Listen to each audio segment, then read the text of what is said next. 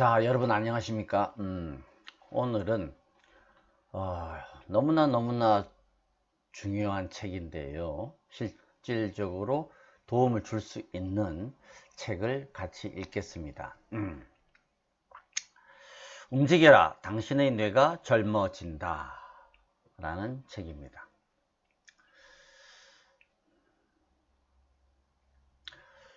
원책은 The Real Happy Pill 이라고 하는 책입니다.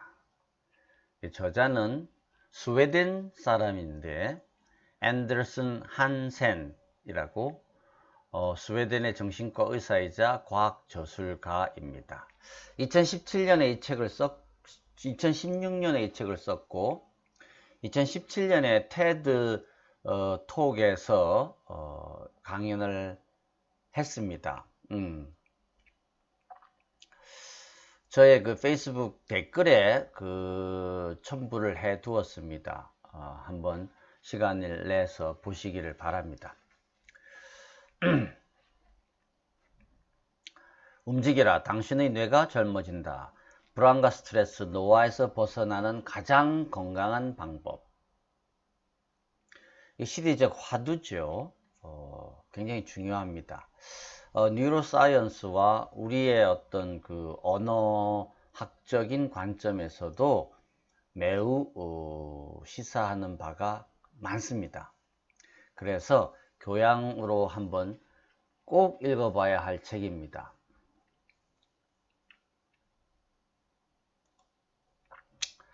자, 가겠습니다.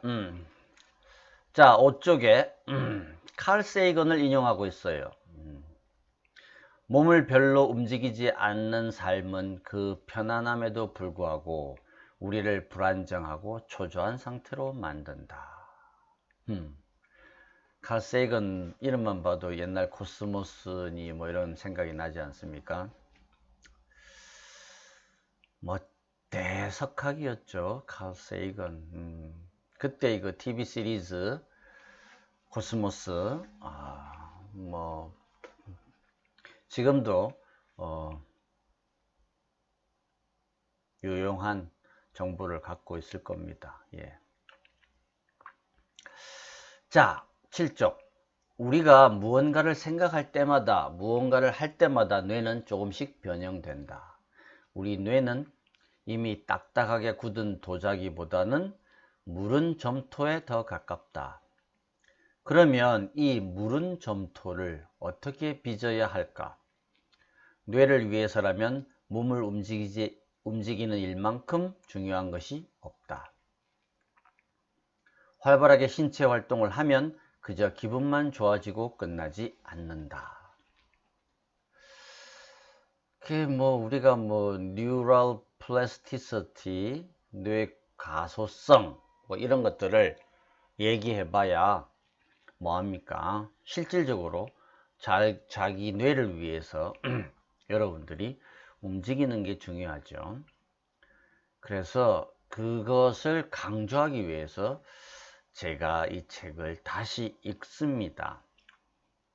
듣고 최소한 따라하기를 걷기, 운동 이런 것들을 꼭 하기를 바랍니다.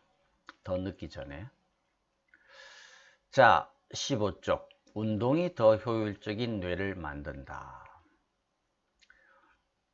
걷기 운동을 한 집단과 쉬운 활동을 한 집단은 모두 1년 후에 다시 MRI로 뇌 검사를 했다.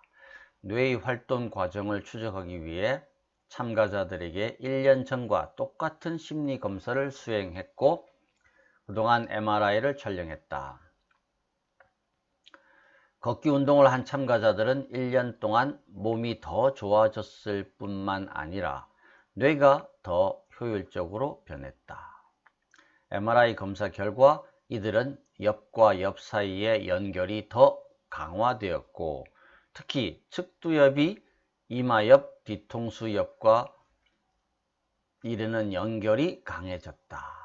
간단히 말하자면 뇌의 서로 다른 영역들이 더 잘 통합된 것이었다.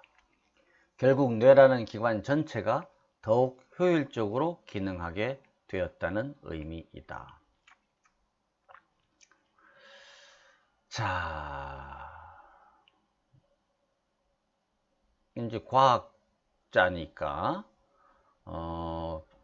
의학 박사이고 이제 증거가 필요하니까 이제 규칙적인 운동을 한 집단과 대조군을 만들어 가지고 실험군과 대조군을 만들어서 MRI 검사를 했다는 거죠. 그 결과가 나왔다. 그래서 그 책에는 그 그래프가 나와 있습니다. 그래서 한번 역시 멋진 그래프죠. 차이를 보여주니까. 18쪽 넘어가겠습니다. 21쪽 어릴 때는 모두 언어의 천재다. 이게 우리와 좀 관련이 있는 부분이 있지 않습니까? 어린 시절의 뇌세포 사이의 연결에 가지치기가 일어나는 바람에 우리에게는 평생 돌이킬 수 없는 결과가 남게 된다. 아무리 스웨덴에서 태어난 아이라 해도 일본어를 완벽하게 자연스러운 억양으로 말하는 법을 배우는 데 필요한 모든 필요 조건을 갖추고 있다. 일본어를 풍부하게 접할 수 있는 주변 환경에서 자라기만 한다면 말이다. 반면 일단 어른이 되고 나면 대부분의 경우 완벽한 억양으로 일본어를 말하는 법을 배우기가 불가능에 가까워진다. 제 아무리 열심히 연습한다고 해도 일본어 원어민의 귀에는 그 억양이 이상하게 들릴 것이다. 구어의 소리 일부는 일단 어른이 되고 나면 아무리 노력해도 똑같이 흉내내기가 엄청나게 어려워진다. 그 소리를 학습하는 데 필요한 조건들이 이미 사라졌기 때문이다. 어린 시절에는 다양한 소리를 낼 수 있는 뇌 연결이 존재하지만 아동기부터 슬슬 사라지기 시작한다. 발음을 한 번도 듣지 못했기 때문이다. 한번 이런 연결이 사라지고 나면 그 능력으로 들어가는 문이 평생 닫혀버린다. 그래도 어쨌든 어린 시절만큼은 우리 모두 언어에 관한 한 꼬마 천재들이다. 그래서 이제 애기 도사, 처녀 도사, 동자, 그런 이야기들을 하는 거 아닙니까? 그래서 이것도 미스테리였어요. 어린 아이들의 뇌가 실질적으로 더 많은 연결성을 가지고 있다. 그런데 자라면서 프루닝, 가지치기가 일어난다. 그래서 아이들이 그 연결이 이제 없어지는 거죠. 그래서 실제적으로 뇌가 작아집니다. 그래서 그 왜 그럴까 했더니 이제 필요 없는 부분은 없애버리는 거죠. 그 메모리에서 확실하게 드러나지 않습니까? 우리가 5세 이하의 기억은 전혀 없지 않습니까? 그것이 이런 가지치기에 의해서 사라졌다는 거죠. 그래서 그 진화라고 하는 것은 아무것도 하지 않는 그런 부분은 이제 부담으로 작용을 하죠. 그래서 간단하게 가지치기라든지 슬림화 해 나갑니다. 자, 그것이 있고, 그러니까 처음에는 세상의 모든 언어를 다 마스터할 수 있는 연결, 고리를 다 가지고 있다는 거죠. 그러니까 그 미묘한 차이점에 대해서 다 알아차릴 수 있다는 거죠. 그런데 그것이 모국어에 도움이 되느냐 안 되느냐에 따라서 도움이 안 되는 그런 디스팅션, 세부적인 차이는 그런 것들을 받아들일 수 있는 능력은 없어진다는 거죠. 자, 그래서 그런 것들을 우리가 이제 의문론적인 그런 이야기를 할 때 많은 이야기들을 합니다. 자, 기억하셔야 될 것은 어릴 때는 모두 언어의 천재다. 자, 24쪽. 반쪽짜리 뇌를 가진 여자. 미셸 맥은 73년 11월 버지니아 주에서 태어났다. 미셸이 태어나고 불과 몇 주 만에 부모는 무언가 잘못되었음을 눈치챘다. 미셸은 시선을 한 곳에 고정하지 못했고 사지, 특히 오른쪽 팔다리를 정상적으로 움직일 수 없었다. 부모는 수많은 전문의를 찾아다니며 미셸의 눈을 검사하고 뇌성마비가 있는지 확인했지만 둘 다 문제의 원인이 아니었다. 73년도만 하더라도 MRI 같은 게 없던 시절이죠. 자, 25쪽 생활 방식이 뇌를 만든다. 우리를 만드는 것이 유전자냐 환경이냐에 관한 논란은 양극단의 관점을 오가며 오랜 기간 성쇠를 반복해 왔다. 당연한 이야기지만 오늘날에는 유전적 구성이나 환경 중 어느 한쪽이 우리 운명을 독단적으로 결정하는 것이 아니라 둘 사이의 조합이 결정한다는 사실을 누구나 잘 알고 있다. 그리고 유전자와 환경이 서로 긴밀하게 얽혀 있어서 주변 환경이 믿기 어려울 정도로 복잡한 생물학적 메커니즘을 통해 우리 유전자에 영향을 미친다는 것도 알게 되었다. 그 nature, nurture 문제에 대해서는 우리가 많은 이야기들을 하고 있지 않습니까? 그래서 이거냐 저거냐 그런 논란을 2000년 동안 했죠. 근데 지금은 이제 그것이 서로 영향을 준다. 그런데 어떻게 영향을 주느냐에 대한 연구가 많이 진행되고 있죠. 자,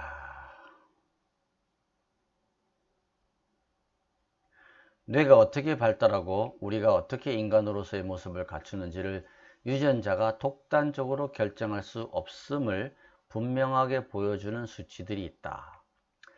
우리에게는 대략 23,000개 정도의 유전자가 있다. 그리고 약 1000억 개 정도의 뇌세포가 있다. 이 뇌세포들 사이로 약 100조 개 정도의 연결이 이루어진다. 고작 23,000개 밖에 안 되는 유전자가 100조 개의 연결을 일일이 다 관리, 감독할 수는 없는 노릇이다. 미리 정교하게 결정된 유전적 프로그램이 평생 뇌의 발달을 감독하고는 있지만 한마디로 뇌는 너무 복잡해서 프로그램으로 완벽하게 통제하기가 불가능하다. 유전자는 뇌세포가 어떻게 만들어지고 죽을지, 서로 어떻게 연결되고 끊어지는지 결정하는 무대를 마련할 뿐이다. 그 과정이 정확히 어떻게 일어나고 어떤 특성을 발달시키며 정신적 기능이 어떻게 이루어질지는 자기 삶의 경험, 즉 어떤 환경에서 사는지, 특히 어떤 생활 방식을 받아들이는지에 영향을 받는다. 이 책은 여러 생활 방식 중에서도 신체 활동에 초점을 맞추고 있지만 당연히 이것이 뇌 발달에 영향을 미치는 유일한 요인은 아니다. 하지만 신체 활동이 뇌 발달에서 결정적 역할을 하고 우리 생각보다 훨씬 중요하다는 사실이 연구를 통해 밝혀지고 있다. 자, 그래서 1977년에 캣 촬영을 다시 했는데 그 결과를 보고 미셸의 부모뿐만 아니라 주치의까지도 함께 충격을 받고 말았다. 미셸 맥은 왼쪽 뇌가 아예 없었다. 흔히 왼쪽 뇌는 분석과 이성을 담당하는 뇌, 즉 수학적 사고와 언어적 사고가 자리 잡고 있는 뇌고 오른쪽 뇌는 예술과 창조성을 담당하는 뇌라고 한다. 현재는 이렇게 나누는 것이 지나치게 단순화된 이분법임을 알게 됐지만 그래도 완전히 틀린 말은 아니다. 중요한 부분입니다. 좌뇌 우뇌 이야기는 지금은 더 복잡한 이야기들이 많이 나왔죠. 그렇게 구분이 확실하게 되는 것은 아니고 연결, 그 다음에 이제 자극, 억제 이런, 그 다음에 가중치 이런 것들 얘기가 나오는데 완전히 틀린 말은 아니지만 뭐 구분되어 있다는 것도 이제 단순화된 방법으로 우리가 이해하시면 되겠습니다. 그래서 완벽하게 역할 분담이 되어 있는 것은 아니다. 기억하시기 바라고. 그래서 뇌가 한쪽이 없단 말이죠. 그런데도 요즘 미셸은 여러 면에서 정상적인 삶을 살고 있고 자기 교구에서 파트타임 일도 하고 있다. 언어 구사 능력은 보통 미셸에게 없는 왼쪽 뇌가 담당하는 기능이지만 미셸은 이 능력도 대부분 정상이다. 오른쪽 팔다리의 운동 능력은 여전히 제한되어 있기는 하지만 걷는 데는 문제 없다. 자, 28쪽. 미셸이 특정 날짜의 요일을 즉시 마칠 수 있게 된 것도 아마 우연이 아닐 것이다. 왼쪽 뇌와 오른쪽 뇌는 서로에게 일종의 얀테의 방패. 저는 이 용어를 처음 봤는데 이 책에서 이제 북구라파 사람들도 이제 연구들을 하니까 자기들도 이제 뭐 그런 개념을 만들어낸 것 같아요. 얀테의 방패라고 하는 것은 이제 사람들 사이에서 잘난 척 튀지 않고 둥글둥글하게 살아가도록 서로 견제하는 것이라는 겁니다. 뒤에 설명이 나옵니다. 한쪽 뇌가 반대쪽 뇌의 결여된 부분을 그저 보상만 해주지는 않는다. 어떤 분야에서 반대쪽 뇌가 너무 강력해지면 그것을 억눌러서 양쪽 뇌의 능력에 균형을 맞춘다. 그래서 우리 대부분은 일부 분야에서만 엄청나게 뛰어난 능력을 갖추고 다른 분야에서는 형편없이 뒤처지는 대신 여러 분야에서 골고루 적당한 능력을 갖추게 된다. 이게 보통 사람들이죠. 하지만 양쪽 뇌가 서로 소통할 수 없는 경우에는 이 균형이 깨지면서 어떤 능력은 만개하는 대신 다른 능력에 손상을 입을 때가 많다. 이건 이제 얀테의 방패라고 하는 것을 제가 구글링을 해서 붙여 주었습니다. 우리랑 매우 비슷한 어떤 그런 개념을 그 노딕 국가들도 갖고 있는 것 같아요. 그 다음에 이제 다른 케이스입니다. 인간 구글. 킴픽에게도 바로 이런 일이 일어났던 것으로 보인다. 미국인 킴픽은 영화 레인맨에서 배우 더스틴 호프만이 열연한 등장인물 레이몬드 베비트의 모델이었던 실제 인물이다. 픽은 신경섬유 다발인 뇌들보 코퍼스 콜로섬 버스라고 하는 약칭에 손상을 입은 채로 태어났다. 이는 왼쪽 뇌와 오른쪽 뇌를 잇는 가장 중요한 연결로 여기에 손상이 생긴 킴픽의 양쪽 뇌는 연결이 불완전했다. 픽은 만 4세가 되어서야 걷는 법을 배웠고 정신장애가 너무 심해 보여서 의사들은 그를 보호시설에 보내라고 권했다. 하지만 미셸과 마찬가지로 픽도 책 읽는 법을 배웠고 책 한 권을 다 읽을 때마다 뒤집어서 꽂아 두었다. 픽의 부모는 거꾸로 꽂힌 책들이 집을 채우는 속도에 놀라고 말았다. 그전 픽은 어마어마한 기억력을 보여주기 시작했다. 어쩌면 사람에게서 보고된 것 중 최고의 사례인지도 모르겠다. 그는 책의 2페이지를 동시에 읽을 수 있었다. 왼쪽 눈은 왼쪽 페이지, 오른쪽 눈은 오른쪽 페이지를 읽는 것이다. 그는 한 페이지를 읽는데 10초면 좋겠다. 책 한 권을 1시간 만에 독파할 수 있었다. 공공도서관에 가서 하루에 책을 8권씩 읽는 것이 취미였다. 기본적으로 그는 자기가 읽은 12,000권 정도의 책에 담긴 모든 내용을 기억했다. 그 영화 안 보신 분들은 한번 보십시오. 그 더스틴 호프만의 그 연기가 아주 리얼합니다. 네. 현재는 픽의 엄청난 기억력의 왼쪽 뇌와 오른쪽 뇌 사이에 접촉이 결여되어 서로를 견제하지 못해서 생긴 결과라고 믿고 있다. 그래서 미셸 맥은 좌뇌가 없는 상태였지만은 이제 우뇌가 그 자네가 하던 일들을 대부분 이제 맡아서 하게 되었다. 그죠? 뇌의 가소성을 보여주는 사례였고, 그 다음에 이제 이 레인맨의 실제 주인공인 킴 픽의 경우는 양쪽 두뇌가 있는데 사이에 연결고리가 없다. 브릿지가 없다. 그래서 이제 소위 말해서 이제 얀테의 쉴드가 없는 거죠.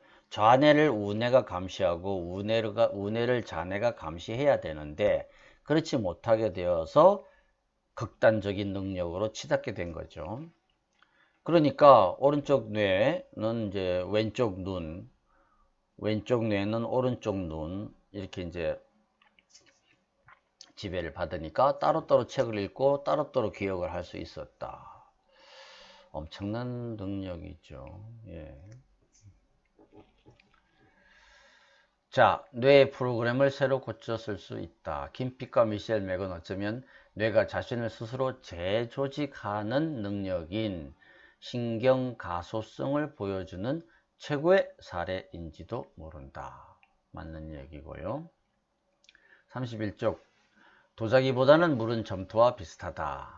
신체 활동을 뇌의 신경가소성으로 바꿔주는 메커니즘 중 하나는 감마 아미노 튜비르산 가바라고 하는 거죠. 아미노산과 관련이 있다. 가바는 뇌에서 활동을 억제해 아무런 변화도 일어나지 않게 하는 브레이크처럼 작용한다. 하지만 신체 활동이 활발할 때는 가바의 영향력이 잦아든다. 변화를 차단하는 가바의 영향력이 운동 때문에 사라지고 그 덕분에 뇌가 더 유연해져 자신을 재조직할 수 있게 되기 때문이다. 도자기보다는 점토에 더 가깝다는 관점에서 뇌를 바라보면 가바 활성의 변화로 점토가 더 부드러워져 모양 내기가 쉬워지는 것이라고 표현할 수 있다. 운동하는 사람의 뇌가 어린 아이의 뇌와 더 비슷해지는 것도 같은 이치다. 우리가 이제 가바라고 하는 것도 요즘에 이제 많이 듣는 이야기 아닙니까? 가바 쌀 집에서 먹고 있는데 저는 뭐 잘 믿음이 안 가더라고요. 쌀이 어떻게 가바 성분을 넣었는지. 가바라고 하는 것은 이제 최근에 발견된 바에 의하면 뭡니까? 브레이크처럼 작용한다. 억제한다. 그렇게 함으로써 뇌가 더 유연해진다. 예. 설명은 쉬운데, 그래서 운동을 하면 가바어가 활성화된다. 그래서 유연해진다. 더 잘할 수 있다는 거죠. 32쪽 우리는 정말 뇌의 10%만 사용하는가? 이제는 우리가 뇌의 10%만 사용하고 있다는 미신을 내려놓을 때가 되었다. 물론 이 문장을 읽는 동안이라면 뇌의 10%만 이용한다는 것이 완전히 터무니없는 이야기는 아니다. 자전거를 타는 동안에는 뇌의 10%만 사용할지도 모른다고 한다면 그 역시 완전히 불가능한 이야기는 아니다. 뭐 아인슈타인도 뭐 자기 뇌의 5%밖에 못 썼다. 그런 이야기들을 우리가 많이 하지 않습니까? 그런데 실질적으로는 천재는 많은 부분을 안 쓴다는 거죠. 건강한 뇌에서는 어떤 영역도 빈둥거리지 않는다. 뇌는 절대로 자기 능력의 90%를 할 일 없이 놀려두지 않는다. 우리 뇌에는 서로 다른 기능을 재배치하는 막강한 능력이 있다. 따라서 일 없이 조용한 영역이 생기면 뇌는 신속하게 그 영역의 활용법을 찾아낼 것이다. 안 찾아내면, 못 찾아내면 사라진다. 없어진다. 그죠? 38쪽 스트레스에도 기능이 있다. 자, 우리 몸에는 시상, 하부, 뇌하, 수체, 부신축, 말이 어렵습니다. 그래서 HPA축이라고 외우십시오. 있는데 이 HPA축은 시상하부, 하이포탈라무스 글랜드, 그래서 H입니다. 라는 뇌 속 깊숙한 부위에 자리 잡고 있다. 누군가 우리를 향해 비명을 지르거나 해서 뇌가 위협으로 인식되는 무언가를 감지하면 시상하부는 뇌 속의 뇌하수체, 이거는 이제 P에 해당한다. 그래서 HPA축이 있다는 거죠. 얘네들은 핫라인으로 연결이 되어 있다는 겁니다. 왜냐? 생존과 밀접한 관계가 있으니까요. 그래서 진화의 어떤 산물이라고 보는 거죠. 그래서 뇌가 만들어지는. 그러면 뇌하수체는 이 신호에 반응해서 혈류로 호르몬을 보내고 이것이 부신에 도달한다. A. 그래서 그러면 부신은 다시 여기에 반응해서 스트레스 호르몬인 코르티솔을 분비한다. 코르티솔은 심장을 더 빠르게 뛰게 만들고 이 모든 과정은 대단히 신속하게 일어난다. 비명을 지르는 사람을 인식한 후에 혈류 속 코르티솔 수치가 높아지고 심장 박동수가 증가하기까지 걸리는 시간은 겨우 1초 정도다. 몸에서 일어나는 이런 현상들은 수백만 년의 진화 기간 내내 보존된 강력한 생물학적 메커니즘이다. 지금 상황은 맞서 싸울 것이냐 달아날 것이냐의 문제가 되었다. 이게 fight or flight 반응, response, 투쟁, 도피 반응이라고 하는 거죠.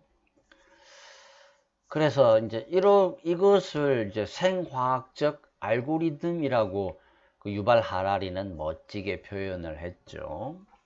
이러한 과정이 이제 감각기관을 통해서 그러한 위협을 인식하면 뇌의 특정 부위 HPA축을 통해 가지고 자극을 주고 얘네들은 순간적으로 호르몬을 방출한다. 그래서 그 호르몬이 스트레스 호르몬이죠. 코르티솔. 그게 이제 그 위기 상황을 빨리 탈출하게 만드는 것이죠. 자, 그래서 이게 이제 알고리즘화 되었다는 거죠. 컴퓨터 프로그램처럼 되어 있다는 거죠. 굉장히 기계적이다. 이 말은 이제 무의식적으로 이런 것이 일어나게 되어 있다. 그게 우리다. 인간이다. 동물이다. 그런 이야기들을 하고 있습니다. 또 중요한 부위 40쪽에 편도체가 있습니다. 스트레스 촉발자. 위험한 존재일지도 모른다는 경고는 HPA축이 아니라 그 엔진이 편도체에서 온 것이다. 편도체는 아몬드 크기의 뇌 영역으로 측두 옆 깊숙한 곳에 자리 잡고 있으며 양쪽 뇌 방구에 하나씩 모두 2개다. 편도체는 진화 과정에서 계속 보존되었고 인간과 여러 포유류의 공통 특성이기도 하다. 이 영역이 오랜 기간 계속 살아남은 이유는 다른 종뿐만 아니라 우리 종의 생존에 너무나도 중요하기 때문이다. 41쪽. 편도체가 위험 신호를 보내면 코르티솔 수치가 상승하는데 이렇게 상승한 코르티솔 수치가 다시 편도체를 더욱 활성화한다는 의미다. 그래서 스트레스는 악순환 고리를 그리며 스스로 강해진다. Excuse me. 편도체가 통제 불능 상태로 HPA축을 가동하게 내버려 두면 조만간 아주 제대로 된 공황 발작을 경험하게 됩니다.